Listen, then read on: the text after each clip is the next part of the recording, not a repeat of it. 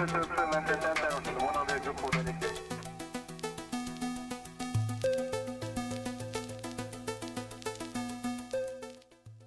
энэ одоо энэ хүчний байгууллага чинь бол цолоороо мөрөн дээрээ ингээд гаргадаг шүү дээ. Энэ нисгчд бас юм. Энэ бол дэлхийн одоо энэ 4-6 чинь дэлхийн хаан чөлөөнд зөвлөсөн капитан, усан онгоцны капитан, одоо энэ агарын хөдөлгөөний капитан, ийм 4-6-тай энэ дээгүүр энэ 4-6-тай юм бол дэлхийн хэмжээнд энэ 200 хэдэн улсад үнэлэгдэнэ. Ягаад гэвэл энэ капитан байна. Онгоцын дөгдөг хоолоо хөөрхи мосоо үлсгчмэр агаарт гараад тэр хям өгөрцгийг чинь угааж агаад агаарт зүсэж тарааж өгдөг эхэлж ирсэн. Бүх юм шинээр. Бүх юм. Одоо тэг чинь олон улсын жишгээр стандартаар яасан одоо энэ том кейтерингүүд ажиллаж байна. Одоо тэгээд бүх юм бэлэн. Тэр үедээ цаг нартааш онгоцны хоолыг 6 цаг болоод илүү гарчвал тусгай төхөөрөмж байгаагүй бол тэгээд устгад нь шүү.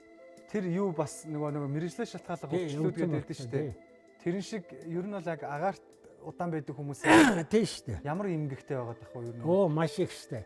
Одоо ингээд өндөр эскаватор явдаг учраас хүчил төрөгчгүй орчинд яваад хүний нарийн судцуу, зүрхний, тархины нарийн судцуу шохоож. Тэгээд дараагаар газартын даралттай газар буугаад ирэнгүүт нөгөө их даралтанд тисгүй задраад тэгээ ихэнх нь манайх 40 хэдээс нэг 50 хэдэн насны хооронд 180-90% бурхан болдог.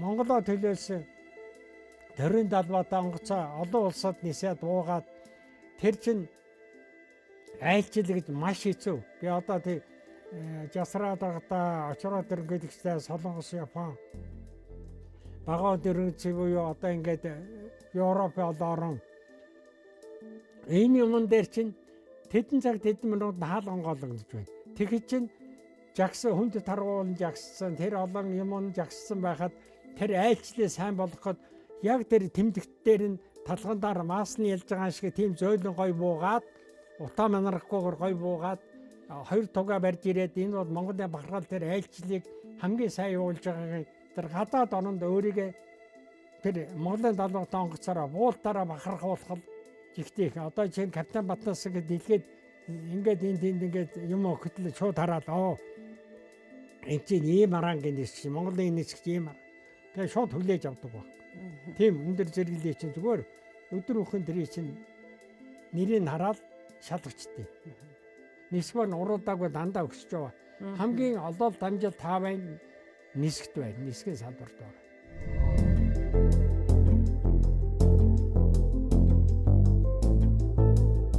Хамгийн сүүлд хизээ ниссэн бэ? Хамгийн сүүлд 2009 онд ниссэн. Тэрнээс хойш 10 жил энэ нислэгийн аюулгүй ажлыг хяналт зохицуулах газар үнэлэх хэрэгчлэг олгодог газар байцаагч хийсэн. Өөрөө хүнийг өөрөө жолоодохгүйгээр хянаад шалгаад багш өгөөд нисгчд үнэлэх хэрэгчлэг олгоод шалгалт авдаг. Тийм багш шалгагч. Би ч багасаа тамтатаас орцсон байсан. Нисгэн сургууль 2 дугаар курсээс өөрийгөө дайсаа хаа байдээ өөрөө байдаг учраас өөрийгөө утааны боол болохоос хайсан. Одоо энэ бүх насаараа тэрнээс бас тамхи бариагүй. Миний найзууд цөмөрөө тамхин дараад одоо намайг одоо хүртэл зэмлж явдаг. Одоо ийм л хүндээ ингээд нисгч болоод тэгэл тэр нисгч сонирхолтой болоод мөрөөдөл болдог. Тэгсэн чи одоо тэр ах зах тэр мундаг ах дээдсээ хөндлөж явдаг байсан болвол явсаар одоо төв хүн болоод одоо тэдний өмнөөс ингээд түүх ярихаар хэмжээний ийм л бүгдийн багш болцол явж явах юм да. Нисгийн салбарт ажиллаж байгаа нисгэгч нар маань онгоцны нисгэгч гэдэг мэрэгчлээ хаана эзэмшдэг юм бэ? Манай онгоцны нисгэгч дээр үед бол бид нар зөв толгойд Оросод эзэмшсэн юм байна тий. Саасуу гэдэг хотод Сергей Есений гэж яруу найрагчийн нутагт тэнд одоо 3 жил казармын дэглэмээр жинхэнэ өдөр шөнөгүй тэгж явж байсан дараа нь 10 жил ниссэн дараа Ленинградын академи 4 жил сурсан. Тэрийн давал өвөл зөнгөө бас удирдлагын академид сурахын зэрэгцээгээр ур чадвараа дээшлүүлэх зан зовсон шилжиж сурна. Мөн өвөл зөнгөө улсуудаа энд ирж ажиллана.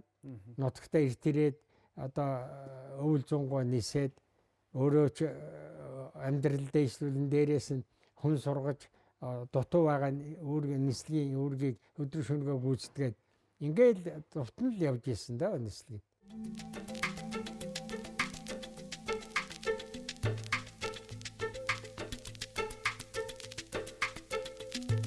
Батнасангуй та хоёр нь Монголын иргэний агаарын тээврийн нисэх хүчний компанид хэдэн онд хамгийн анх ажилд орж байсан юм? Ер нь хичнээн жилийг яг нисгэгч гэдэг капитан гэдэг яг энэ албан үүргээрээ гүйцэтгэж өнгөрөөсөн байдаг юм бол. За би багасаа одоо тэр Цамбарав гэж ховдын баруун хязгаар тийм сайхан өндөр бол байдгийн 74,208 метр өндөр. За тэр ууланд тэр намд ор газар ховд голын хөндөй сав газар тэгээд тэр уул тэгээд манай цусанд гарна намд ор газар ялаа батхын нэг учраас мал дээшээгээ гараад хүн малгүй одоо өндөрт 3300-аас 3600 метр өндөрт цусдаг байсан. Тэгээд тэр бүргэд чуу уул манан тэр уулнаас давгуур бятнаас давгуур байх тэрэн дээр гүүхээс ингээд тас бүргэд чуу харж энийшг нисгээс ингээд дээрээс нэг аан хоёр онгоц тэр баян үлгээ явдаг байсан юм лээ. Тэр чинь нөгөө их өндөрд нисэхгүй хажуугаар ингээд улсуудны шоугоод тэр хатан дээрээс харж байхад нийлээ доогуур маягийн хажуугаар өнгөрнө. Тэгээд хараад иймэрхүү хараад тэгсэргээд нисч мөрөөж исэн. Тэгээд миний шууд нисгч болохоо тийм амархан байгаагүй. Эхлээд одоо 1-10 жилд байгаад дараагаар нь Политехникумд ороод тэгээд мөрөөдөөд ирээд нисгч болно гэд нисгрүү их мөрөөддөг. Тэгсэн чинь 2 удаа уйлж байж одоо арай ч нэг нисгэн сургуульд явсан юм байгаа. Яг л Политехникум төгсчөөд сургуульд явуулахгүй хөдөлмөрийн тавчаанд өг гэд нөгөө олон эрэгтэй эмэгтэй хүүхд цугласан 6-700 тэр бүр заал дөрөв хүүхэд юу байдаг шинэ тухайн боловсролын төв гэдэг адлиш даргатай тийм шүтээс 2 дугаар байрны том зааланд тэгсэн тэр Батнаас бос техникум төгсч нисгэн сургуульд явах гэж чи энийг одоо тэр эвлийн дөрөв хөдөлмөрийн тавцаа шилжүүлгээд тэгэхээр тэрнээс нь уйлж яж би нисч болгаа тэгсэн манай нисгт ингээд 50 хүүхд нисч болсоос арай ч 9 тэнцсэн юм аа. Бидний анх сургуульд явхад чинь 50 нисэх шаардлагатай болоод тэгээд шалгасан. 100 төвхт ороод 50-ыг аваад 50 дотроос эрүүл мэнд янз бүрийн юмнуудыг шалгаад бидний чинь жигтэйхэн государч комиссаад жигтэйхэн болгоод тэгээд үтсэн чи өрдөө 50 биш 9 хүн тэнцсэн. Тэр 9 хүнийг би яагаад номцолж ирээ нэг хэзэр тэр үед ямар мундаг шалгуураар ямар айхтар мундаг сайн шудраг шалгаж авсан бэ гэдэг нь одоо бариандгүй шаргаж байгаа байхгүй. Манай тэр 9 хүнээс 3 гавьяат нэг хөдөлмөрийн баатар төрсөн. Одоо ийм тэгээд ихэнх нь А24 болон Boeing одоо Airbus энэ тэр одоо энэ 154 мөр хүртэл ниссэн. Ийм чанга, ийм сайхан улсуудын тоонд багцсандаа би барилж явд юм аа. Тэгэхээр таны одоо тэр нисгэж болсон цаг үе чинь хэдэн он байх вэ? Тэр 1967 он. 1967 оны 8 сарын 14 бид нарыг юу яасан юм байгаа. Эхлээд нэг карантинлаад, эмнэлэг үзэлгээр оруулаад, тэгж байгаад яваад тэгээд бид нар хоошоо явах тушаал гараад саяын тэр юмнууд, саяын ярьдаг юмнууд чинь бүтээд 3 жил өдөр шөнөгүй нөгөө өвөл зунгүй нисээд Яхаруу 8 гээд одоо энэ манай энэ саяын тэр явдгийн өмнө тэнд музей энэ тавьцсан харагдан лээ. Дээрээс нь зарцаа ногоо буй А2 онгоцоор өвлийн зуны нислэгүүд хийгээд 3 жил болоод цэргийн диктатуудаар ингэж явж байгаад ирээд 70 оны 4 сарын 20-нд энд ирж бид нар одоо офицерын үнэлгээ аваад офицер болоод тэгээд одоо хуваарлагдаа тэр 70 оны 4 сараас сая одоо тэгтүрд гартлаа. Тэгтүр гарсаас хойш 7-8 жил байцаагч хийсэн. Ингээд нийлээд ингээд бараг 50 хэдэн жил одоо 50 гаруй жил. Тий 50 гаруй жил одоо ингээд холбогдож явна дөө. Good morning. Mongolia 223 Beijing, good morning. Cleared for entry, report in peak. Ингээд олоосоо холбоо ингээд тасралтгүй ингээд үргэлжлэн харилцсан ингээд уйлдаатаагаар ингээд явдаг. Таны яг агаарт өнгөрөөсөн цаг хугацааг Миний гаргасан агаар байлээ. өнгөрөөсөн 7800 цаг 37400 цаг. 37800 цаг. Энэ бол миний нөгөө ниссэн юм удаа гэд бичээд тэгээд одоо сарын ноорон байна. Тэрийг дараа нь нөгөө хэсгийн дарга янз бүрийн юм тооцоог нь гаргаад тэгээд дараагаар нь тэр скедрийн дарга ч юм уу одоо том дарга жил болгоно тамга дараад баталгаажуулна, шалгалжуулг авна. Нислэгийн ч ажил нарийн шүү дээ. Тэр цаг нарыг ч бүр баталгааж одоо тэрийг тооцоод үзгээ зэрэг онгоцсон дээр хурд нь өөр юм чинь. Зарим тэр ногоон онгоц уу яан 2 морь дээр чинь хурд нь 100 хэдхэн цагийн хурдтай юм чинь 160 70 км цагийн хурдтай юм чинь цаг нь их л гарна. Километрийн багал гарна. Дараагаар нь одоо бүр юм хурдтай энэ орчин үеийн онгоцууд чинь цаг нь баг гарсан мөртлөө хурд нь асар их учраас их олон юм. Энийг АЭ технологид өнөө тайпынхаа цагийг бодуулаа гаргасан чинь сая гараад бүгд ингээ гараад батлагтай гараад ирж ийлээ. Дэлхийн мөрцөгч одоо 40,000 км радиустай штэ 40 арай гаруй 41 орчим. Тэгээд тэр чинь нөгөө миний явсан километр цагийг бас нөгөө төгс бодож гаргаад дараа нь 840 суудаа та тойрсон байна. Ингээд гарч ийлээ. Дэлхийг 849 удаа 40 суудаа тойрчээ та. Тэнцнэ. Юу нь болохоо зэрэг 4.3 жил та агаарт амьдарчээ гэд гараад ирж илээ. Сонин санагдж ийл. Ер нь тийм л дээ бид нар гавьяатын юу авахд бол болцолтой 200-300 удаа тойрсон. Ерэн дээрүүд манайх нисгчнэр сайтан гэдэг одоо миний юм дээр үзүүлэндээ сайтны тэмдэг байгаа. Тэр нь бол тэр 1 сая километр нисгээр авдаг байсан бол энэ хурдтай онгоцож юу сая 10 20 хойд солгосын ардамдаа зөөдөг шиг олон болохгүй дээ. Тэгээ бас их сайн байна. Та Монгол улсын төрийн талбайтай төмөр хөлгөөр ер нь хичнээн улсын хичнээн хотод газардчихсэн бай. Би Монголынхаа төрийн талбайтай онгоцоор одоо 38 9 орн байлаа. Зарим нь одоо ингээд 40 бараг 40 орн. 40 орн. Одоо нөгөө Чех, Чехословак байсан одоо Чех, Словак гэдэг хоёр болсон ч баг шиг. Тэгээд ингээ хуагдаад ингээд ирэхээ зэрэг одоо 40-од орны 138 хотод онцгой үүрэг, тусгай үүрэг, тогтмол аялын нислэг, чартер нислэг энтергээд зөндөө олон төрлийн нислэгүүдэд явсан байдیں۔ Миний шагнар одоо 3-2 илүү даваал явж байгаа юм шиг байдیں۔ Тэгээ онцгой тусгай үүргийн нислэгэнд явж ирсээс ярьж болох юм. За. Одоо иргэний тээврээс өөр гэсэн үг үү те? Гоо.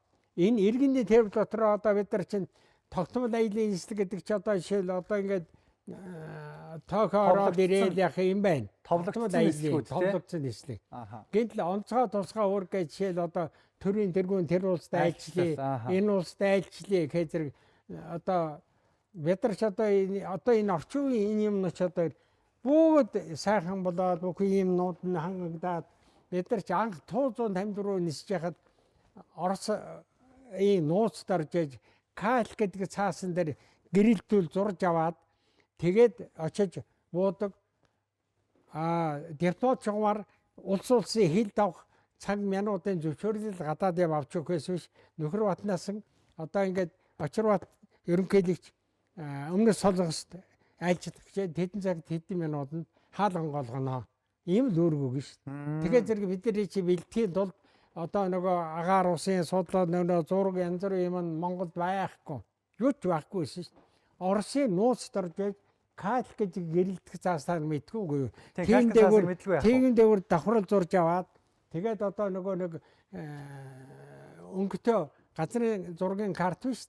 Тэрэн дээр өнөөдүүлээ бас уулгаад өндөрөө цаг минутаа юмудаа тавиад дараагаар нь цаасан дээр зураад вуух схем, орилтын схем, оролт гаралтын схем, аэродромынх нь одоо нөгөө юу урд бас ямар системтэй ямар байдгийг бүгдийн тэр нууцаас аваад тэгээд тэгж бид нар анх том онгоц үндэслэхэд одоо экватораа гэдэг зүтгэж ингэж явж ялаа. Одоо бол орчин үед тийм биш үү? Одоо тэгвэл баг анхдагчдын яахын аргагүй тийм бахна шүү дээ. Төрийн тэргүүний айлчлал Монгол улс чинь тийм шүү дээ. Ардчилсан одоо нийгэм рүү хоёр нийгмээ шилжиж чинь нөгөө системийн нууц манад байхгүй. Тий. Дараа нь бий болсон шүү дээ.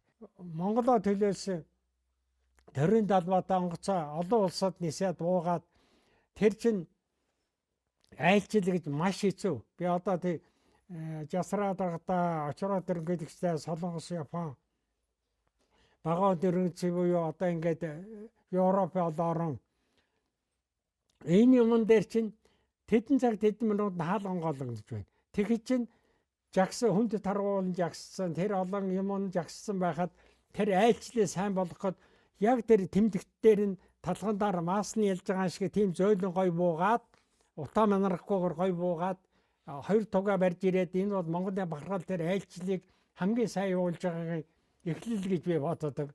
Тийм учраас энд бүх шавьндаа ингэж явдаг шавь нарын минь улсууд одоо их магтах юм билээ.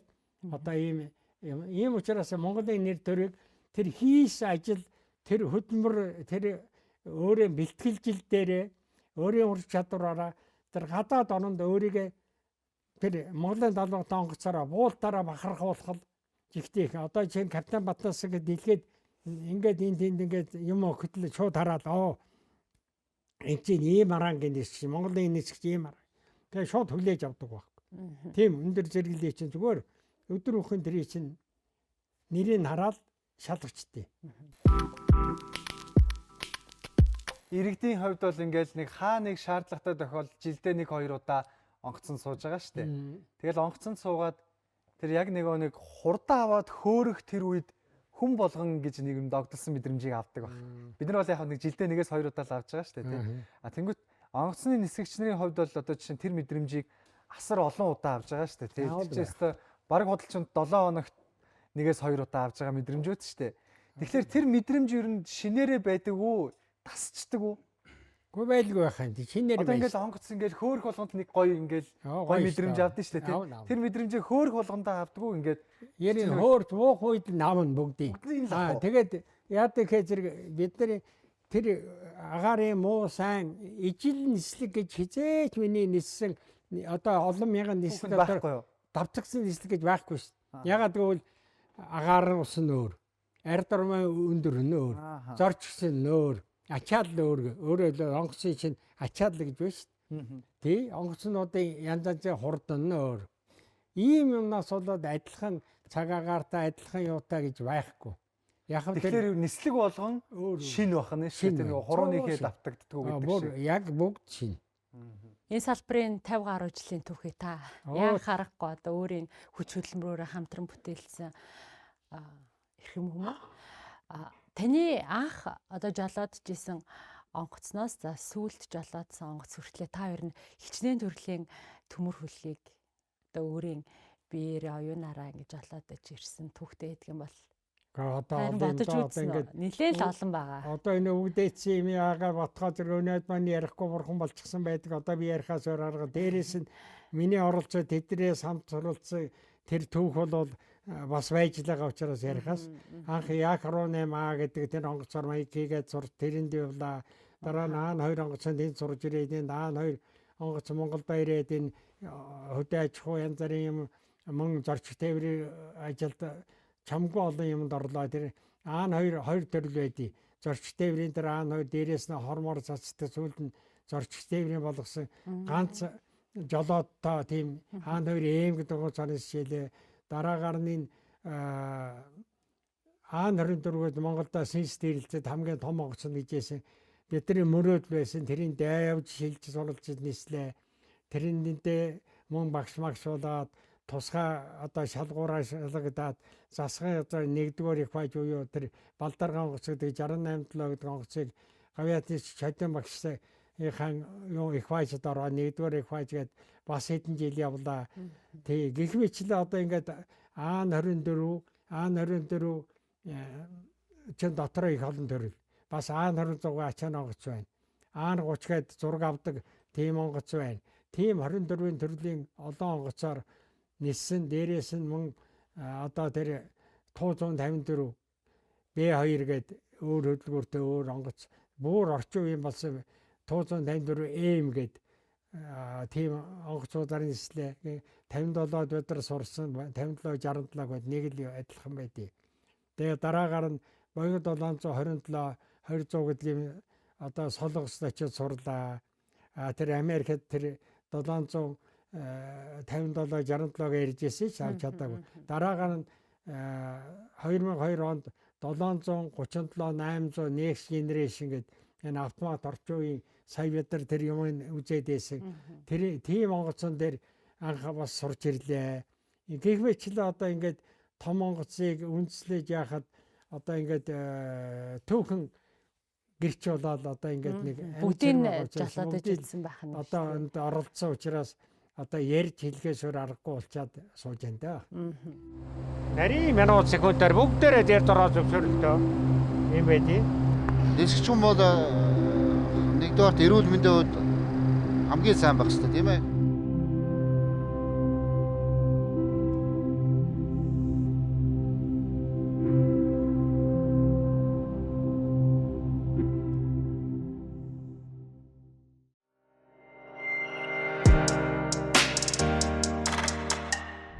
Та хэдэн онд Хөдөлмөрийн Баатар болсон? Би 2007 онд Хөдөлмөрийн Баатар болсон. Бүр тэр чинь 19 жилийн өмнө. Тий. 21 жилийн өмнө. Тий. Гавьяат нисгчийг 1995 онд авсан. Ер нь нисгчд гавьяат Хөдөлмөрийн Баатар хэр олон байдаг вэ? Ер нь ховрштой. Одоо намайг гавьяат нисгч болж байхад манай онгоцны дарга төмөр тогоо, намсрын төмөр тогоо гэдэг анхны Хөдөлмөрийн Баатар төрсөн. Тэр маань онцгой тохиолдлын онгоцыг 154 автомат систем нь ажилгүй болсныг гараар ширмээ төвд буулгаж олон хүний амь аварч бас одоо ингээд онцгой гавьяа байгаас учраас Хөдөлмөрийн Баатар анхны Хөдөлмөрийн Баатар болсон. Би 95 онд гавьяа таваад 2007 онд одоо энэ орчин үеийн боингуудаар нисэж байгаа Хөдөлмөрийн Баатар болсон. Одоо энэ Монголд орчин үед нисэж байгаа бүхэл одоо энэ бүх онгоцны нисгчдийн багш нь. Та одоо багшийн багш болоод байна гэдэг чинь шавнырын чинь та бол ерөнхийн нэг тийм тайм байдаг болоо. Тэгээд зөндөөс Монголын одоо болон хувийн компанид нисэж байгаа энэ том багш нар чинь бид нар чиг сони штэ. Өөрснөө багш нь болно. Шавнырын багшуулаад академийн багш болно. Тэг гих бичлээ. Ингээд эргэх холбоотой яваад. Эргэх холбоогоор ингээд явж идэг байхгүй. Тийм учраас надтай ниссэн одоо энэ зөндөө олон би зөндөө байгаа. Ловл 20-30-аас тэрнээс дээш байгаа байх. Миний видж байгаагаар 154 гэдэг юм дээр би 5 онгоцны дарга гаргаж ирсэн. Тий, тэн дотроос одоо Баатар болсон ч улс байна, гавьяатууд болсон улсууд байж байна. Тэрний шавнарч байж байна. Мөн дараагийн хөрсийн тэр 154 ирсэн 2 дугаар нисгчдэрийг дөнгөж төгсөрсөхийн дараагаар зөөгөөл тэр дордны ард ромын тэнтгөө тэр 154-аараа дадлага хийлгээл бариад энэ дээр дадлага хийлгээл гадаадд дадлага хийлгээл ингэж ийсэн зөндөө шав байгаа. Хувийн болон одоо энэ улсын компанид байгаа том багш нисгчнэр чи одоо миний шав биш. Одоо шавь болоод өнөө манай нэг онцлог байдیں۔ Манай одоо ингээд нэг онгоцод сураад ирэхээр би багш нь. Нөгөө нэг онгоцод нөгөө шав маань дараагаар сураад ирэхээр миний багш. Дахиад ингээд онгоцсон чинь ингээд сэлгээ хийгээд яваа. Сэлгээ хийгээд багш болоо сэлгээний тоног тэгээд хамгийн ахмад нь одоо би л болохоор төгөн одоо ингээд энэ дэр бол би ингээд яриад ирлээ зэрэг одоо та миний юм асуугаад байна. Би ч өөрийгөө ярихаас илүү хамт олон энэ олон түмний буйнаар энэ олон хамт олонны буйнаар л одоо өдөө зэрэгтэй явж байгаа шүү дээ. Тий. Тэгтээ бол энэ дотор хичээл зүтгэл байгаа л байх. Тийм учраас одоо энэ Тэнгэрээс гавьяата Баатар авсан анхны хүн болсондоо би их балархаж явдаг. 100 жилийн өгөр миний 25 настай 2 шав авч туунд авч ниссэн юм бэ бүр. Энэ арай залуу нэг үгүй одоо бол тэгэхэд одоо 100 жилийн огоор миний шав маань гавьяат нисэж өгөөд бас Хөдөлмөрийн Баатар боллоо шүү дээ. Ингээд манай Хөдөлмөрийн Баатар 3 болсон. Төрөний тэр урхан болсон Баатартайгаа 3. Та бол анхных нь байна шүү дээ. Тий, анхны гавьяат нисгчтэй Хөдөлмөрийн Баатар тий. Өнгөрсөн онд таны нэг шав бас Хөдөлмөрийн Баатар цал юм дээр ингрээ миласан байсан Ярославын Бат эртнэгээд. Тэгээд багш шав хоёулаа Хөдөлмөрийн Баатар болно гэдэг бас ховор түүхэн үйл явдал. Ховжаяа тэр тусмаа энэ Тэнгэрээс гавьяата Баатар гэдэг нь битэр одоо хоёулаа намаа хамт байхад одоо 100 жилийн огоор миний шав Ярославын Бат эрт маань гавьяат нисгэж өгөөд Хөдөлмөрийн баатар болсон энд бахархаж байгаа. Дөнгөж сая одоо манай ерөнхийлөгч Казахстан ажиллахад л манай хүн одоо тэгэл тэр том багшаараа нисгчээрэл яваад ирж байсан. Гэх мэтлэн одоо миний шам минь одоо сайхан нисэж байгаа. Энэгээр бахархаж байгаа би 25 настай Киргорадын инженерийн төгсөрсөн хоёр залууг өөрөө би бүрийн туунда авна гэсээрээгээд авч ийсэн залуучууд. Тэгтээ юм гэж хэцүү шттэ. Тэр хоёр 25 настай авч ийсэн шам минь нэг нь баатар болж яхад нөгөө гавьяат нөгөө шам маань энэ жил бурхан болж явах жишээтэй. Гэх мэт ийм харамсалтай авиацийн юм ба сайхан мөртлөө хэцүү шттэ. Хүнд ажил шүү дээ. Маш ортой өмд нөхцөл ажилдаг. Халуун юм байна. Халуун юм байхгүй багш. Энэ сэрүүн байгаа учраас би чинь кондишнд явсан учраас яхаа уучлаарай астамтай. Тэр юу бас нөгөө мэрэгжлийн шалтгааллах хөвчлүүд гэдэг шүү дээ. Тэрэн шиг ер нь бол яг агаарт удаан байдаг хүмүүс тийм шүү дээ. Ямар эмгэгтэй байгаад ах вэ ер нь? Оо маш их шүү дээ. Одоо ингээд өндөр эскаватор явдаг учраас хүчил дөрөвчгүй орчинд яваад хүний нарийн судцуу зүрхний тархины нарийн судцуу шохоож. Тэгээ дараагаар газартын даралттай газар буугаад ирэнгүүт нөгөө их даралтанд тисгүй задраад тэгээ ихэнх нь манайх 40 хэдээс нэг 50 хэд насны хооронд 180-90 өмнө бурхан болдог. Хээ ямар 87-нд бид шалгаж байгаа надаас 20 хэд 30-аад дүү байсан 4-16 хүн явснаас нисгчнэрээс ганцхан биевлэгдсэн байгаа. Бус нь бурхны орон. Ийм хэцүү мэрэгжин штэ. Өдөр шөнөгүй бэлэн байдалтай байдаг. Энэ нисгч сайхан ч гэдэг гэсэн хичнээн сайхан эр зоригтой, ирэмгий, толгой тарих одоо дутал цаг дотор яаралтайгаар шийдвэр гаргаж чаддаг. Ийм улс одоо Монголд маш их бий. Энийг хөгжүүлэхийн тулд яг тамирчидчиг одоо нисгчнэр бол онцгой тохиолдлын үед байнгын бэлэн байдал. Байнгын бэлэн байдал. Цагийн зөрөөмөрөө байж байдаг. Тэгэл тэр өндрийн нисэл тэгэл хурдтал байна.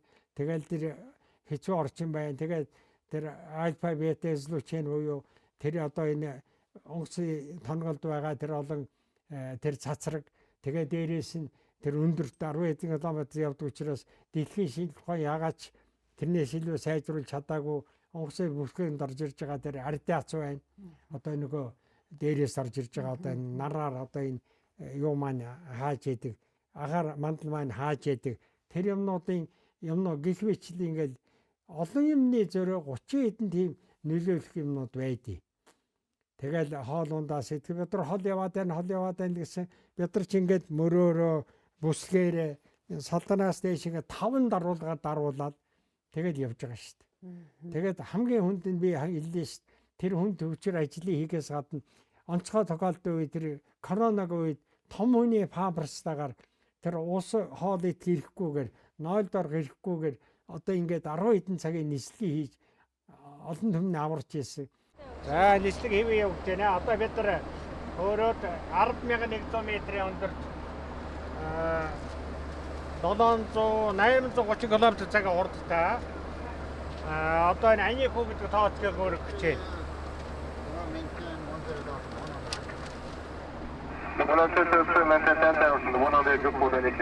Нислэг үргэлжлэх хугацаа?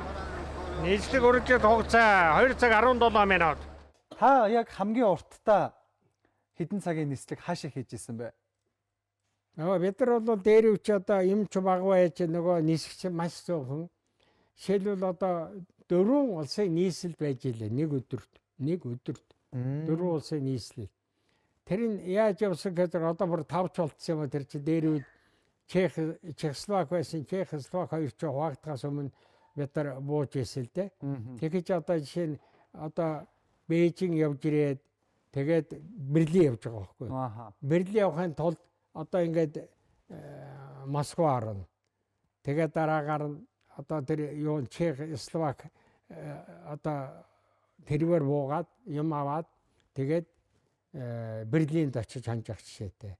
Буцаж ирээд мөн ялгаагүй тэгж дамжиж явж ирээд тэр үуч бас нэг шим онцгой тохиолдол янз янзын бас зам дууж яваач юм байсан. Тэр ийгээ ачаад тэгээд ирээд амарх байтал хүн байхгүй зорчигчдын дэлийн хүлээ гэж яддаг.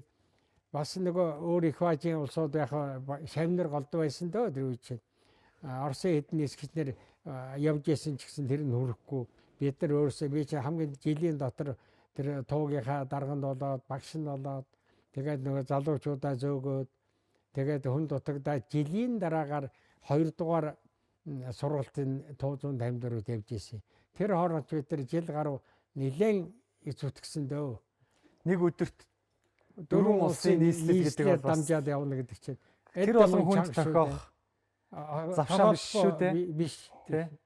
Надад бас нэг сонирхолтой санагдсан зүйл нь социализмын дэглэм нуруу унсны дараа бид нэр одоо 3 дахь хөрш гэж ярьж эхлээл олон улс орнууд руу нислэг үйлдэх шаардлагатай болоод эхэлж байгаа. Энэ бүхэн дээр шинэ нислэгийн замыг бас зурах одоо тогтоох хэрэгтэй болсон юм шиг байна. Энэ үйл хэрэгт бас таныг онцгой одоо чухал үүрэг рольтойгоор оролцож исэн гэж таны түүхээс уншиж исэн. Тэгэхээр ер нь энэ нислэгийн шин замыг зурхад ямар үйл хэрэг тэр ард нь өрнөдөг, яаж авдаг юм процесс юм бол.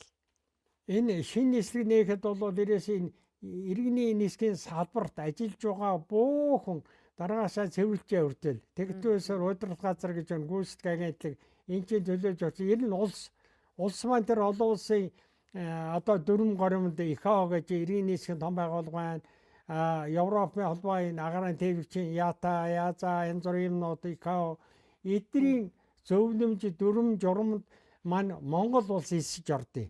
Тэр Монгол улсын элсэн орсон тэр юмны дүрм журам зааврын дагуу тэр Монгол улсын одоо энэ хууль гараад одоо тэр саяын гарсан дагуу 100 хэдийн одоо энэ багц дүрмүүд гараад тэрний дагуу орчин үеийн шинжлэх ухаантай ололттой яаж тэр дүрм зааврын дагуу хөлөөж өсөрлөн аваад тэрэндээ суралцаад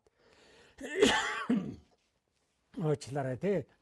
Тэрийн дотор тэр чөлөөж өсөөрөл янз бүрийн юмд бүр улсаараа бэлдэн.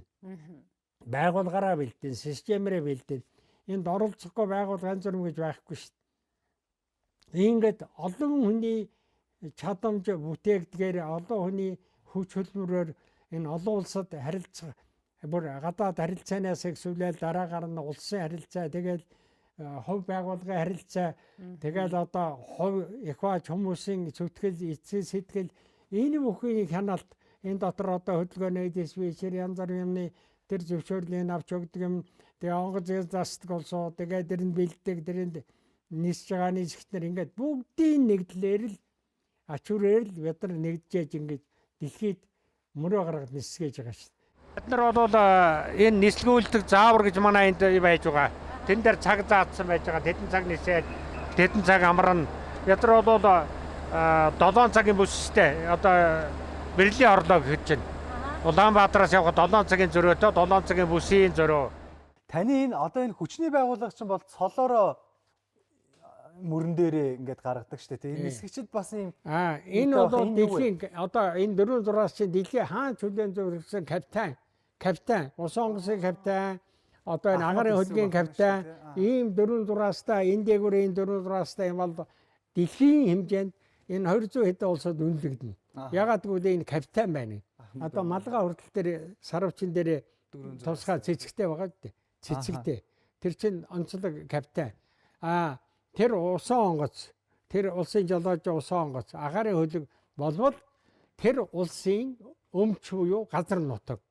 Тэгм учраас би 40-од орны 138 хотод Монголынхаа төрийн далбаатай онгоцоор буусанда маш их бахархаж явдаг. Тийм байна. 3-2 гэж байдаг юм уу? Байдаг. Тэр нь бол 2 дугаар нисгч бол жишээ нь 3-6-аас тавих шээ. 4 болохоор капитан болно. Тий.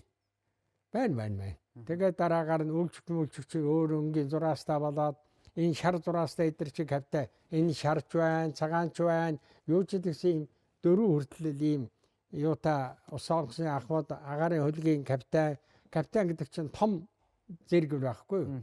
Онгоц жолоодж байгаа нисгч хүмүүс ямар уур чадвартай, ямар зам төлөвтэй, тэгээ ямар авиас мэдлэгтэй байх нь зүйтэй гэж боддог вэ? Нисгчийн бол хөдөлмөр хүнд бөгөөд гайхамшигтай сайхан л да. Эрэгтэй эмэгтэй олон улсууд ирээс дэлхийн улсуудад нисгт мөрөөддөг юм билээ. Тэнд бол Монгол хүн дээрвээ үлгэр оныга янз бүрийн домог сонсч байсан. Үүлнээс дээгүүр уунаас даагуур гэдэг шиг тэр үлгэр мүлгэр ягаал тэгээд нисгээс гэсэн мөрөөдөл хүн бүхэнд байдаг. Тэгээд тэр нисчүн байна гэдэг чинь нэгдүгээр өөрийн төрлөх оюун ухаан авьяас бэлэг ямар нэг юм цочроо байхгүй янз бүрийн хурдан сэтгэдэг. Миний энэ сайн нисч болоод яахын буян болоод өвгдээц эсэсэн оюун ухааны чадамжаас гадна хүүхэд байгаасаа гэрийн хүмүүжил тэр олон мянгад малтаа манайх айл байсан. Тэрний одоо иш хургыг одоо таньдаг. Мал нуттай хүүхдгээ хөөрөхөөр тэрэнд улам хөөрөө баясаад ингээд тэр хараа хөгжиж тархины мэдрэлийн юм хөгжиж яасан энэ нисгч болоо сайн нисгч болоход их нөлөөтэй мундаг. Тэгээд би тэр нам өндөр газар ярьсан чинь тэр нөгөө нисгчийн дадлагыг хийж исэн байна. Тэр доороочгүйгээл тэр дээрчгүйгээл сэргэж агаарч яваад тэр даралтаа гарч яваад тийм учраас морхон өршөөгд одоо хүртэл нас ингээд явж ах шиг байгаа. Би саяхан 2 жилээ 3 жилийн өмнө уулан дээрээс хараа сууж байгаа. Гинт энийг би ч багасаа энэ өндөр нисгэн дадлага хийж ирсэн юм шүү дээ. Гисэн юм бодож орж ирсэн. Батнасангуй ер нь одоо хэдэн настай вэ та? Би юу? Тий. Одоо 80 гэчил. Тэгээд одоо 80 настай байж жолоогоо өрөөд хөдөлгөөнд оролцоод гүчин яваад ах. нисгч орчин янгасан нисгч юм. Харин тий. Гүчин. Тэгээд би харин бодсон. Оюун ухаан өөрсгөө би одоо айлбарын 7-5 яа синус косостойгоо байгаа шүү дээ. Ааха. Жишээ нь одоо хүүхдүүд ингээд юу яхаж ачуугын салхи хэд байна вэ гэхээр одоо синус 0.7-г 20 м/сек хажуунаас 45-аас байх юм 14 м/сек. Онгоцоо дугуй мултрах юм чинь 16 байхад хажуугын салхи энэ урдаас өөр запаснаа явахгүй бэлтгэл ард явахгүй өшөө тэр хязгаарланд ороогүй учраас бид нар ингээ бууна гэл. Нисгчийн ур чадвар бие бялдар тэр оюун ухаан хараа ерэн тэгээд юмыг гэрхаагаар сурч тэрийг одоо ингээд хичээн чармаах хамгийн гол нь хүн хэрэгтэй байхгүй хүн дотроос хүн болох тэр чармаах авьяасаа хөгжүүл хүн бүхэн өөр төр нь шүү дээ. Тэр одоо нөгөө сэтгэлийн 4 фактор байдгийн чинь түүнээс арай хурц гайгуун хит удаан байвал тэр чинь болохгүй хит түргэн байвал болохгүй арай тэрнээс арай гайгүй шиг тэгээд дундаж хэмжээний ой тогтоол сайтай шийдвэрийг зөв сайн хурдан хугацаанд гаргадаг байгалийн үзэгдлүүд бас нисгчдийн ур чадварын хувьд нэлээд тэр өндөр уулын самбаа шаарддаг. Өндөр уулын юм байж гэн одоо жишээ бид нар өндөр уулын юмнуудыг бид нар бүр толгоон дотор явж явах хэрэгтэй. Жишээ нь одоо ингээд Азур явлаа гэмла 8848 м 46 см гэх юм уу. Тэгшээ нь одоо энэ гадаа байгаа богдуулын өндөр 2256 м гэх юм уу. Одоо ийм өндрүүдийг бид нар бол яг мэдээд тэрнээсээ аюулгүй өндөр гэж байдیں۔ Төвдийн дээгүүр нисч болдгоо гэсэн тий. Болохгүй тойрно шүү дээ. Төвдийг заавал тойрдог. Тэгээ яагаад тойрдог ингээд гэсэн чинь тэр уулын өндөрүүдтэй холбоотой гэж хэлбэртэй. Тийм, уулын өндөр буюу уул давсан тийм том урсгал. Та нар кинондор одоо тэр National Geographic дээр байсан шувуу муунууд салхин цогцолоод яаж очиж барьж байгааг тэр гямлаад авж байгаа шуунуудын нүүдлийг харуулж ийлээ шин. Тийм болдог. Тэр байгалийн үзэгдлүүд бол дундаас бороо цасанд ер нь агаарт битгийхэл газарт ч машин бариа явахад асуудалтай болдсон шүү дээ тий. Тэр чинь цанталд мөсдөл янз бүр юм чинь тэр мөсдөл янз бүр юм чинь хараад өндөрөө өөрчилнө. Мөсдөлт цанталтай чинь эсвүүцдэг халаалтын систем агаараар халаах мөн янз янзымаар халаах сахилгаанаар халаах системд онгоцны далуучны буюу тэр сенс буюу тэр одоо нөгөө хөдөлгүүрийн чинь урдын тэр бүгд газрууд ингээд иргэн тойрон ингээд хэцүү юу те гэхдээ ер нь бороо цастай тэр чинь яг хөдөө өөр ашиглалтын зааврын дагуу өөрөөсөө тэрийг зөв сонгох хэрэгтэй шүү дээ. Тэгэл тэр манай нисчийн мэдхгүй мэрэгжилж байх цаг агаар судлана. Тэгэл одоо энэ тоо физик судлана. Тэрийн чинь сайн байх хэрэгтэй. Тэгээ олон улсын харилцаач одоо нисгийн чи хэл болоод англи хэл. Англи хэлийг одоо тэр буруу зөв яаж байгаа командлж байгаа юм сонсон. Ямар ч хэлтэй хүн туршлага байгаа онгоцсондоо жолоодуулах нэг хүн байна. Онгоцсондоо төртэй. Ямар ч хэлтэй байсан. Нөгөөхөө жолоодуулж онгоцоо жолоогцгсаа яваад нөгөө юу яач шүү дээ. Онгоцоо жолооддаг хүн болвол тэр асуудалгүй шүү дээ. Бүгдийг мэддэг чаддаг. Тэр ямарваа нэгэн юм гарахад тэрэнд бэлэн байх. тэрний ур чадварыг болоод тэр номноос, хүний туршлагаас сурч нөгөө ухаантай хүний алдаар сурдаг. Өөрөө сар хүн болоод өөрийн алдаандаа сурдаг. Нэг энэго ярьчихв. Нэг нэрүүд монголчуудаа дэлхийдсэн. Аргагүй шүү дээ. Өдөржин байлдаал шөнө болохоор морцтой хоолоо хийж идэл байлд зүүдлээл ингээд дэлхий эзлэхгүй яадаг гэдэг шиг онгоо байдаг шиг нисгчэн болоод мөн ялгаагүй одоо энийг чинь өдөр шөнөгөө нөгөө бодож зүүдлээ сэтгэж тэрэндээ өөрийгөө зориулж ээж бүхэл амьдрал юу тэр наадам гэр орон одоо байхгүй шүү. Бүх юм ал сэтгэл зүрхийн одоо энэ тэнгэрд өгсөн. Олон түмний тэр үнэлж барсгүй хүний ам үнтэй техникийг аюул осолгүй одоо хөрх газар нь хүргэж жаргасан зовсон одоо ирэн юу тохиолддог тэр онгоцон дотор ч 200-300 хүн дотор чинь маш одоо янз ус байгаа шүү. Тэрнийг авран хамгаалж хөргөн аюулгүй буулгана. Тэгээд одоо бүтээмжил агарын маш зэрэг орчинд яваа учраас энэ агарын камины бүтээмжил алдагдах юм бол хүний тарих 30-аас 60 секундэд өгчдөг байхгүй. Тэмчээс маш яаралтай өндөр алдаж тэр 2600 метрын одоо ветер далайн түвшний тийм өндөрт яваагаар одоо энэ камин барьж байгаа шүү дээ. Энэ үйлчлэгч нийслэлээр нийлжээж энэ дутгал цаг дотор энэ олон үнэтэй хүний амийг аврахын төлөө ветер жишээ нь үйлчлэгийн зэрэгцээгээр хамгийн гол нь хүний амь аврах аюулгүй байдал.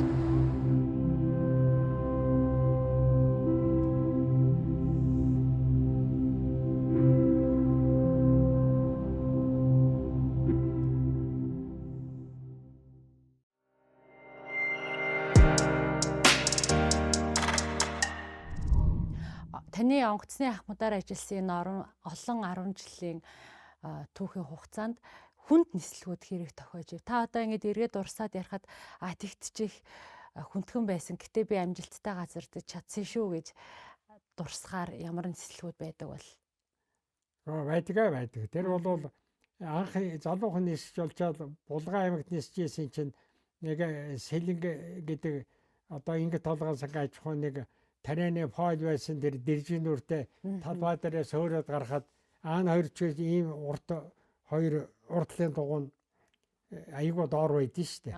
Тэгсэн тэрний энэ мөрөөрөө одоо энэ дээдгийнх нь боол заводын дефекттэй байжгаад тал нь тасраад тэгээд өнөө илгнээсээ хоёр уяатаа тэгээд доош овнжаад тэгээд тэрэн дээр эхлүүлээл онгоцынхаа даргатайгаа хамт тэрийг амжилтаа буулгаад ягаачгүй тэр бол бэтрийн буян байгаагүй тэр бол байна хороо гэдэг тэр одоо тэндээс тэр сэлэн бүрөөсмийн холбоочин одоо хүний ачаар одоо амьд гарсан тэд нар маань тэр галдуучруу хараад тэр булган руу хилээд булган олгоод руу хилээд тэгээд тэр баг өнгөт хянуу шиг тэгээд 21-2 наснда баг бурхны оронд явчихар байсан тэр чинь тэгээд онголдол ачих юм болоод ирээсээ тэр чинь 900 гаруй литр бензин ашиж явдаг далавчтай тэр онгоц чинь шүдэн зурсаж 3-5 минутанд шатаад дуусчихэд гэдэг байхгүй.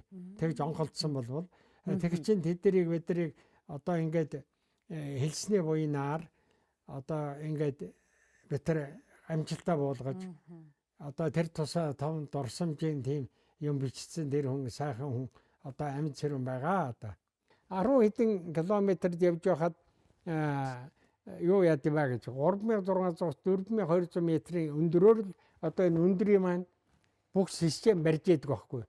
Тэр нь бүтэмжил алдан бот нь хүний тарих чинь 28-аас 56 секундэд унтчихдаг байхгүй. Зүгээр л унтчихна.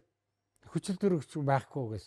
Тэгэхээр зэрэг хүчил төрөгчийн орчиндөө сая минут өндөрлөө ингээд далавчны халтралт хийгээд далавчин дээр ингээд хурдаа хасаад бүх механизм буулгаад ингээд яаралтайгаар ингээд халтруулж буулгадээ. Тэрэн дээр мэддэггүй байхын ямар ч арга байхгүй 10,000 болохоо зэрэг энд чинь биг гэд ногоон гэрэл хасаа тохиолдё. 10,000 камины чинь өндөр 10,000 боллоо шүү. Болохоо байлаа шүү. Дараа нь 14,000 камин болоо зэрэг маск ч ундаг байхгүй. Тэгэхэд 1996 онд би шөнийн нислэгээр Монгол улсын хилд авж ятал миний юм яг нэгэн зэрэг нөгөө 10,000 14,200 чинь зэрэг болж исэн. Тэгээд тэрэн дээр би халтрал хийгээд шүн манай Монголын нутг руу тэгээд 3,600 ороод тэгээд ирээд буусан. Тэрийг амжуулаагүй бол хүн чинь унтдаг, тусдаг, өвчтэй болоод ингээд аюул тарьдаг. Тэр улсууд нь одоо бүгд амьд байна. Тэн дотор Герман Хольцман гэдэг компани манай энэ Богинохон аэродром зузаалж ирсэн. Тэрний удирдагчийн нисгч байсан хүн тэр Хольцманы хүн тэр онгоцоо сууж явсан байл. Би насаараа нисээд тэтгэвртэй гарсан. Би ийм мэлмэдлээс тань шиг мас хумжаахад тэр доошо гулгалт эхлүүлж яасан нисгч би чадах байсан болов уу намаа бүр хайж уулзаад хүндэтгэл үзүүлээд бүр ингэ миний амиа та урлаа энэ төр гээд тэгж байсан. Тийм түүх байгаа. Тэгэхээр зэрэг одоо бид нар чинь юм тийм бэлэн байх ёстой. Одоо ингээд яг болсон явдлыг ярихад зэрэг одоо бие магцсан болчих гэдэг таасуугаад байдаг. Одоо болсон юм чинь ингээд ер нь Монголын нисгчнэр бол бид нар ажиллана. Одоо жишээлбэл одоо хамгийн хэцүү юм энэ дотроос надад юу л байсан дээ. Москвагаас нисээд Новод буух байсан чинь яг нь ер нь тэгсгээд болох боломжийн цагаагаар болох байтал гинт тэр тусгай маш хэрэг одоо шигүү манан асар хурдтай бидний тооцоолсон юмнаас тэр нисж ирэх оронд аэродром хаагдаад бэлтгэл аэродром Новод очиход Нова маань бас хаагдаад авахгүй. Тэгээ бид нар одоо ингээд цаашаа наашаа явах нэг шатхуун чинь хязгаартай шүү дээ. Тэгээд ирсэн тэгээ Барна авлагад 225 км орж ирсэн нэг ороод ирсэн чинь нөгөө гэрлийн зурвасны нэгдлийн гэрэлтэйгээр ороод ирэхгүй. Тэгээд чинь одоо нөгөө бидний одоо унтарлаа гэсэн шатхуун дуус улаан гэрэл асцсан. Энэ ингээд бүр хэцүү байдалд орж байгааз. Тэгээд дараах нь орж ирээд тэр бидний юун дотор байдیں۔ Тэр чигээ барьдаг автомат байдیں۔ Тэрийг салахгүйгээр тэгээ орж ирээд тэр 154 чи айгүй гой дугуун ингээд тэлээгшхэн дугуй буюу ингээ унжиж явдаг байхгүй. Тэр нь ингээд газар яг зөв орж ирээл зөв тэгслээд ингэсэн байхад нөгөө дугуугаараа мэдэрэгдэн шүү дээ. Газар урж байгаа. Тэгээд хамгийн аваад тоормслоод янз бүрийн болоод тэгэд хөөрхийн нөгөө чинь чигээ барьж байгаа. Таг битүү ман дотор ингэж зогссон. Тэгэд аваараа шатаа тавиад доошо буухад далавч харагдахгүй байсан. Тийм битүү ман дотор. Энэ бол онцгой тохиолдол өгөөд одоо энэ надтай хамт явсан одоо манай захирал байсан. Миний одоо хоогийн алзаг саантар энэ төргээд надтай хамт явсан миний гэрчид зарим нь бурхан болцсон ч гэсэн улсууд байгаа. Иймэрхүү онцгой тохиолдол болоод бүүжигд ерэн тусгүй шүү, хэцүү шүү. Иймнээс л одоо ухаан санаагаа зөв ажиллуулж энэ чадамжаар гарах чинь чухал. Энд дөр бол их стресс их юм болно. Тэгээд тэр газар бууцсан хойно өвдөж чичирч ийсэн. Буур бууцсан хойно газарцаас хойш нуруу яг гэжсэн. Энд бол онцгой тохиолдол юу? Бүүжгэд ийм битээ тохиолдоос гэсэн ийм онцгой тохиолдол. Энэ ч байгалийн давчгүй хүчин зүйл байхгүй юу? Бидний ингээд бүх юм ингээд боломжоор ингээд юм яваасаар адил чинь тийм онцгой тохиолдол ороод ирж байгаа ч хүчээр гадны бид нараас шалтгаалаагүй. Тэгээ бид нар энд л ухаалгаар гарах чинь одоо авхаа самбаа 50 байх ийм чадвар юм да тий. Энэ дээр бол одоо их бажийн хамт олонд бахархаж явд юм аа. Одоо ер нь яг нисгэгчд хаана? Одоо бол манай нисгчнэр доор хойд нэг 80-90 мянган доллараар одоо нэг Америкт одоо гадаад орнууд сурж байгаа. Энэ нь эрэхтэй бол зүгээр сайн нисгч болохгүй шүү дээ чи. Дөнгөжл нэг одоо жолооны цагаан хуудас маягта одоо нэг тим ирээл тэгэл ер нь 3-5 жил юм дотор одоо бидний үед 3-7 жил гэж ийсэн. Тэн дотор нэг тус нисгч болох жишээтэй. Нисгчдийн амар зүгээр нэг болчихдгээд биш. Бас туршлагын асуудал байдаг байх. Одоо харин нисгч цагийн асуудал байна, туршлагын асуудал байна. Жишээл одоо ийм Макс гэдэг онгоц харамсалтайгаар олон хүний амийг одоо 2-3 жилийн өмнө авч өтөөд манай Макс урал зогссон шүү дээ. Тэгэхдээ бол манай Монголын нисгчнэр бол хизээч иймэр өгөхгүй. Туршлага тийм. Нэр компьютерийн нисгч буюу одоо тэр эхлээд Филиппинд болсон нисгч хөрхий газарт очтлоо 11 удаа энэ конофуда залгаж салсан байлээ. Цахилгаан одоо энэ автомата Тэг чи автомуудаа салгаад тэр онгоцны чи сүүлд байгаа тэр буруу ажиллаад ингэчгээд онгоц нь ингээ доош. Тэр хооронд тусгай аюулын тороосоор энийгээ тэгшлээд гарч лодоор ингээд хаашаа чамаг унтраагаад аваа явхад амьд л гарна шүү дээ. Монгол нисгчдэр бол энэ дэр бол ямар ч асуудалгүй. Тэр үедээ манай диспетчерүүд буруу зөв орж ирээ мөрөлдгөөс аваад дэлхийн шагнал авч ийсэн манай агуу сайхан диспетчерүүд байгаа шүү дээ. Манай дэлхийн олон онгоцыг засаж байгаа олон инженер техник бүрэлдэхүүн одоо та бүхэн харлаа энэ онгоц засрын газар маань одоо 160-аад онгоцоо засаж байна. Одоо энэ Америк онгоцыг засах хэрэг авцсан олон одоо 20-30 орны одоо засвар эрхийг авцсан. Одоо тэр том Кореа айрыг тэр дэлхийн том компаниуд охин компани бол өөрөө Кореа айр онгоцуудаа магал засуулж шít. Ингээд тэр Монголын чадамж, Монголын ур чадвар дэлхийн түвшинд хүлээн зөвшөөрөгдөөд бүх гэрчлэгийг нь аваад, шалгалтыг аваад, сургалтанд нь ороод ингээд явж байгаа.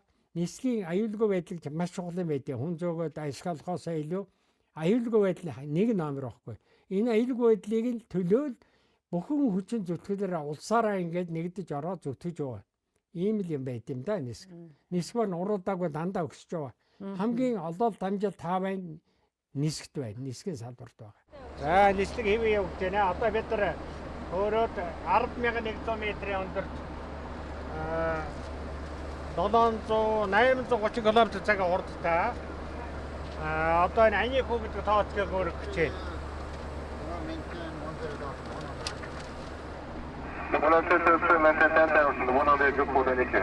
Нислэг үргэлжлэх хугацаа? Нислэг үргэлжлэх хугацаа 2 цаг 17 минут. Нэг хоёр хүний онгоо байд юм бэлээ. Дээшгээ ингээд нэг онгоц харж агаад нэгнээсээ асууж гинэ. Энэ онгоц ер нь хэдэн километр цаг хүртэл хурдладаг бол гэсэн чинь нөгөөх нь мэдхгүй нэг 800 900 км цаг л хурдтай юм шиг байлаа шүү дээ. Пүү нисдэм биш тэгсэн гэдэг шиг. Ер нь яг онгоцны дээд хурд нь хэд байдаг вэ? Онгоцны дээд хурд бол одоо энэ орчин үеийн тээрэлтэд дууны хурд гэж байдаг шүү дээ. Дууны хурд 1240 км/цагаас дээш болохоо зэрэг дууны хурд болно. Тэгээд зэрэг энэ удирдлагууд өөрчлөгдөн аэродинамик гэж одоо энэ агарын нэвтрэн урсгал өнгөрүүл юм систем өөрчлөлтөн энийг бол одоо байлдааны онгоцууд буюу Boeing Concorde гэдэг хоёр зорчтой тээврийн онгоцууд тийм хурданд нисжсэн муунаас хурдан. Манай 154 бол 950-60 км/цаг хурдтай 200-300 км/цагийн салхи жишээл хөөлөө гэхэд дууны хурд давна. Дууны хурд давж 154 ер нь орчин үеийн онгоцууд одоо энэ манай энэ Boeing 800 787 900 Dreamliner энэ төр чинь 960-70 км/цаг хурдтай шүү дээ. Тэр чинь мөн салхинд төвдгөр өмнө дууны хурд давна. Дууны хурд даваад янз бүрийн болоод ирэхэд зэрэг тэр онгоц удирдах зарчим янз янзын өөрчлөгддөг байхгүй юу. Тийм учраас бол хурд бол одоо янз байдаг. Тухайн онгоцондоо зохион бүтээсэн байдал тэр хөдөлгүүрийн чадвар тэрний тэр одоо нөгөө биеийн хэлбэр энэ гадуураас болож одоо янз янзын хурдлна. Иргэний тээвэр бол ер нь бол ихэвчлэн 950 л байдаг үү? Тэгээ 950 одоо бүр доошлоод улсуудын амгалан байдлахын тулд нэг 650-аас 850 орчимд ер нь барих гэж бодож тийм байж байгаа. Гэтэ тэрнээс бол дээшлэх боломжтой үстэй тийм байгаа байлг баг. Бид нар бол энэ нислэгүүлдэг заавар гэж манай энд байж байгаа. Тэн дээр цаг заасан байж байгаа. Тэдэн цаг нисээд тэдэн цаг амарна. Бид нар бол 7 цагийн бүстэй одоо Берлин орлоо гэж байна. Улаанбаатараас явхад 7 цагийн зөрөөтэй 7 цагийн бүсийн зөрөө. Ер нь нэг биш нилээд хэд удаа сонсч ирсэн доо нисгэгч нар нэг урт насалдгүй дээрээс нь онгоцон дотор хийж байгаа энэ хүмүүсийн ажил бол хортой хүнд нөхцөлд явагддаг гэд. Гэтэл та минь одоо хараа сайн байна, сонсгол сайн байна, оюун ухаан соргог сэргэлэн хിവэрэ байна. Энэ одоо юутай холбоотой гэж та юу өөрөө боддог? Зөв хүмүүжил ухаан санаагаа хүний тарих одоо жишээ нь одоо 80 нас гэдэг чинь одоо дээр үе чинь 50-60 настай хүн чинь бүр өвөө болоод янз бүр болцсон байдаг. Одоо шинж ухаан өгсөн байна. Дээрээс нь өөрийгөө зөв авч явах. Өөрөө тарих хүн яаж ч одоо тархиад ажиллуулж явбал хүн хөгшрөхгүй. Их л ном унших хэрэгтэй, их л одоо юм мэдэх хэрэгтэй. Одоо энэ цахимаас бол юм уншаад янз бүрийн хийгээд одоо миний орчин үеийн онгоц бол би энэ цахим онгоцод нисэж байгаа сүүлийн үед олон жил нисэндээ бахархаж энэ тэнгэрээс энэ өндөр цол хэрэг авсан бахархаж явдаг. Гэтэл тэр дэлхийн сонгодог тэр зохиол монгол хэл дээр, гадаад хэл дээр, янз янзын хэл дээр тэрийг их уншсан байхад тэрнээс болов маш их юм олж авна. Өөрөөр хэлбэл ертөнцийн хангар цонгогчд одоо тэр дэлхийн шилдэг одоо тэр ухаан заасан одоо тэр сэтгөө хөгжүүлсэн энэ мэдлэг чадвар ийм юмнаа хөгжүүлээд явхад хүн бол одоо би өөрөөр дурсахад юм тогтоолоо гэхэд юу яадаг вэ штэ.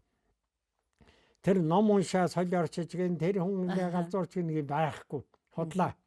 Тэр тархиа ажиллуулаад ингэж явбал ирээс хөгшөрөхгүй яахчгүй. Тий. Тэгээд амьдралын дэглэм бас зөв барих хэрэгтэй. Өдөр тутмын хэм маяг нь тий. Багада би ч одоо хүн бүгд спортод өгдөг одоо спортоо орхоо уул молонд алах нь барин. Энэ бол багасаа урган шиг малтай хөөцөлж яасан буюу. Өвлөлийн готлоо гэдэг хөл өцгөн гүйдэг шүү дээ. Ийм байсна буюу. Одоо ямар ажил үүрэгтэй нисхийн салбарт байгаа вэ? Би одоо яг улсуудын эрхийг хамгаалсан манай 480-аад ахмад байдیں۔ Ахмадын хорооны дарга Монгол улсын дүүргийн нийслэлийн Монгол улсын тэргүүний ахмадын хороо. За. Манай мөн үйлдвэрчин мөн тэр хэмжээгээр зүтгээ тэргүүний үйлдвэрчин байсан. Одоо би Тээвэр хулгай газраас холбооны дэд дарга хийж байна. Хөдөлмөрийн баатруудын холбоо 2009 оноос хойш тэргүүнийг хийгээд одоо баахан ном ашиг юугын нөгөө тэрийг гайхамшигтай Монголын тэрийг ур чадвартай бүх салбараар төрсөн хөдөлмөрийн баатруудын түүх намтарын санаажилж баатруудын одоо ном хийж байна. Та өөрөө юу? Санаачилж хийсэн одоо би дараа үзүүлээ. Тэг хийсэн одоо 100 жилийн ягаад сүүлд гарсан нэг 40-од баатар тэр 2017 онд 419 баатараар ном гарсан. Эх орны эрхэм баатарууд алтан соён бийзэд гэсэн. Тий. Гэх мэтчлийн ингээд нэг нийгмийн юуны зөвтгөлтөө хийгээд нийгмийн идэвхтэй яавч байна. Би харин сая таныг машина бариад явж байгааг хараад их гайхсан. Тэгээд ерөн зүгээр ингээд нэг өндөр хурдны тээврийн хэрэгсэл одоо жолоот тэгэхээр харин ганцхан хамаагүй хурдчих гээд харин хурд машин барихлаар хурдчих гэдэг тийм тал байдаг уу? Байдаг. Гэхдээ бид нар дандаа хэрэглээ харж явдаг учраас өөрийнхөө хэрэглийг 60-аас бол илүү гаргахгүй шүү дээ. Дор нь хасаад тааруулаад холын зомд бол 80-аас гаргахгүй. Ягаад гэвэл бид нар хурдаа бариад сурцсан байхгүй. Жишээл онгоцуудаа ингээ бууга тойргоор ирэхэд тэр дууны хурдтай ч ба намхан ч хурдтай онгоцууд аэродромын зооны схем гэж юм байдгийг ингээ тойрдог. Тэрийн дотор цум адилхан хурд бариулж яаж 2 минут энэ зайтайгаар өнөө яахгүй бол хурдчих юм бол очиж онгоц өргөж шүү дээ. Эсвэл удах юм бол арайж онгоц ирнэ. Тийм учраас тийм хурдыг бид нар өөр мацуустай шингэтэл орцсон учраас тэр хурдаа барина. Тий. Хэдийгээр надад хурд мэдрэгдэхгүй байсан ч гэсэн бид нар чинь 100 хэдээс 200 км/цаг хурдан дээр хөөрөөл 200 км гаруй цагийн хурдан дээр ирээд бууж байгаа шүү дээ. Тэгтээ нисчин болоод ямар ч нөхцөл нөгөө самбаачлах ур чадвар ухаан бол одоо бидэнд бэлэн байж байгаа шүү. Тий.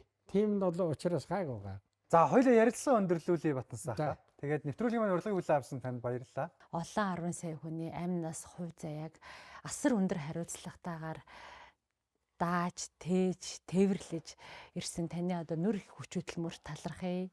Тэгээ цаашдаа бас Монгол их орныхоо төлөө, ирээд болсон хүүхд залуучуудынхаа төлөө хийж бүтээх их үйлдэл өндөр амжилтыг хүсье да.